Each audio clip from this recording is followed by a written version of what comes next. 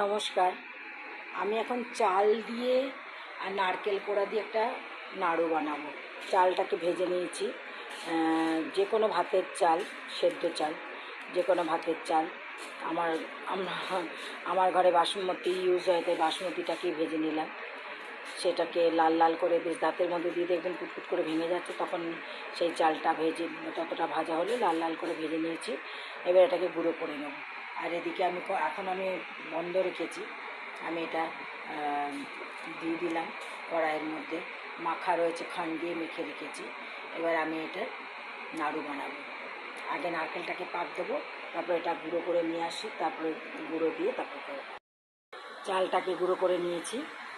আর এখানে আমি যতটা নারকেল ছিল, একটা গোটা নারকেলকে যতটা নারকেল ছিল ঠিক ততটাই খান্ড মিশিয়ে আমি মেখে রেখেছিলাম, ভালো করে চটকে মেখে রেখেছিলাম।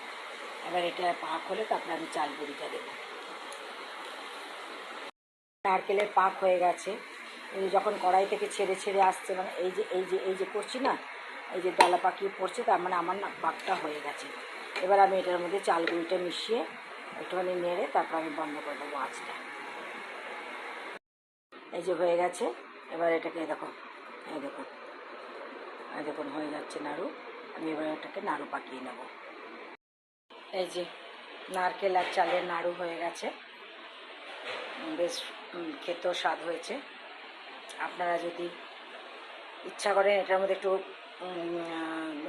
মিল্ক পাউডার মিশিয়ে দিতে পারেন, তাহলে আর একটু নরম তো হয়েইছে, একদমই নরম হয়েছে। তো আপনারা বানিয়ে খাবেন, একটু মিল্ক পাউডার মেশাতে পারেন নারকেলের সাথে।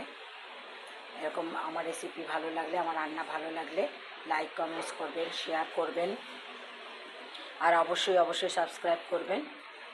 চাল ভেজে চাল গুঁড়ো, সেই ভাজা চাল গুঁড়ো করে নারকেলের পাক দিয়ে তারপরে চাল গুঁড়োটা মিশিয়ে এই নাড়ুটা বানালাম। অনেকেই হয়তো জানেন, তবুও আমি নতুনদের জন্য আমি এই রেসিপিটা করলাম। আসি তাহলে, নমস্কার।